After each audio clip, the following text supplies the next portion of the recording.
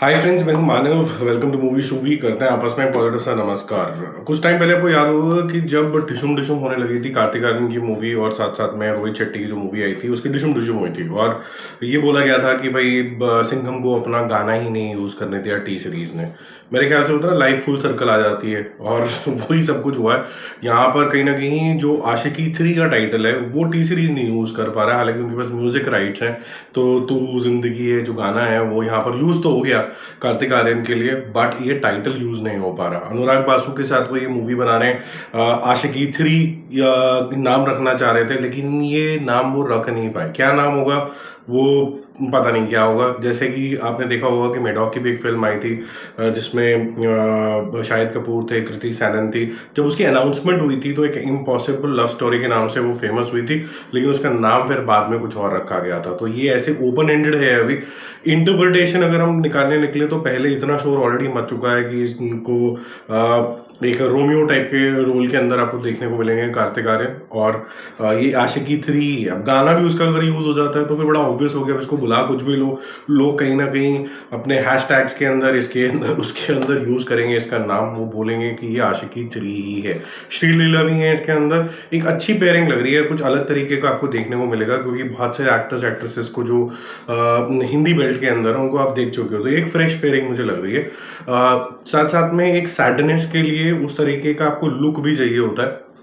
तो बड़े बड़े बाल, अनकेप्ड दाढ़ी जो होती है और इधर उधर बिखरी हुई जो होती है वो आपको कभी कभी बहुत ज़्यादा रगड़ भी दिखाती है। और ये ज़रूरी नहीं है कि आपको बिल्कुल ही जैसे कहते हैं ना कि बिल्कुल ही अनग्रूम्ड, ऐसा नहीं है कि वो नहीं दिखाती। आप कहीं ना कहीं थोड़े से हैंडसम भी लग रहे होते हो उसके अंदर। तो कार्तिक आर्यन जिस तरीके की लुक है एटलीस्ट वो लुक काफ़ी अच्छी है। अब इनके पास सबसे बड़ा चैलेंज आएगा कि जो अभी तक ये एक्टिंग करते आए हैं वो तो सारी की सारी एक्टिंग वो अक्षय कुमार की करते आए हैं। ये पहला उनके पास चांस होगा जहां पर वो अपनी एक्टिंग करेंगे और यहाँ पर एक्टिंग करना ही पड़ेगा, वो कोई चॉइस ही नहीं है। क्योंकि यहाँ पर आपको ये जो दर्द डिस्को करना है यानी कि हार्ट ब्रेक दिखाना है, ये कोई और चॉइस ही नहीं है कि आप बेहतरीन एक्टर हो और वो आप बयान ना कर पाओ। और ऐसा कोई भी ऐसा आर्टिस्ट नहीं होता ओवर द ईयर्स जो नहीं सीखता। तो मैं चाहूँगा कि इस बारी जो कुछ भी वो करे कार्तिक आर्यन, वो इस तरीके का हो जो हमारे दिल को छुए और हम जेन्युइनली ये बोले कि यार ये कुछ अलग इसने करके दिखाया है और ये कुछ इंडिपेंडेंटली डिफरेंट है। अक्षय कुमार की एक्टिंग करके नहीं दिखाया है इस आदमी ने। अब अनुराग बासु इसको बना रहे हैं। अनुराग बासु का जो सक्सेस रेशो रहा है मूवीज बनाने का, कभी ऊपर कभी नीचे, कभी ऊपर कभी नीचे रहा है। तो ये किस तरीके का रहेगा वो तो समय बताएगा।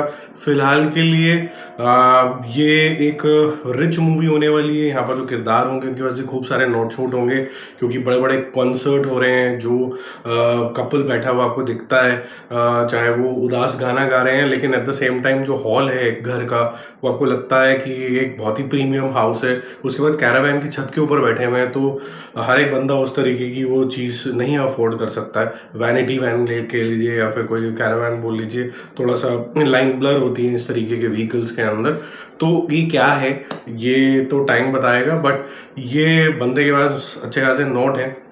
जो नहीं है वो शायद लव मिसिंग है। अब ये लव इसको मिलता है कि नहीं मिलता है कि ये एक सैड एंडिंग के अंदर ही खत्म हो जाती है मूवी, वो समय बताएगा।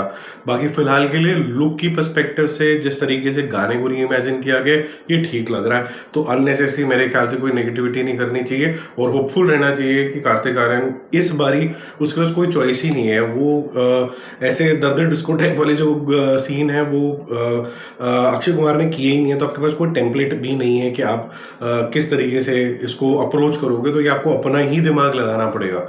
तो लेट्स सी ये कैसे शेपअप होता है। वैसे जो टी सीरीज है उन्होंने उसको गोद तो ले ही लिया है तो हर मूवी इसी के साथ ही बनाना चाहते हैं। वो इक्वेशन अच्छी है, बट ऐसी इक्वेशंस जो होती हैं वो अच्छी ही होती हैं डायरेक्टर और आर्टिस्ट के लिए। और इनफैक्ट ये ऑडियंस के लिए भी अच्छा होता है क्योंकि जितना ज़्यादा अच्छी तरीके की अंडरस्टैंडिंग होगी उतना ही अच्छा आउटपुट हमारे पास भी आएगा। और ऐसा कितनी बार देखा गया है कि शाहरुख खान और लेट्स से वायरफ एक दूसरे का इशारा समझते हैं तो जो आउटपुट होता है वो भी फिर शानदार तरीके से ही निकलता है। बाकी जल्दी मिलते हैं और रिव्यूज और updates. Stay connected, bye bye.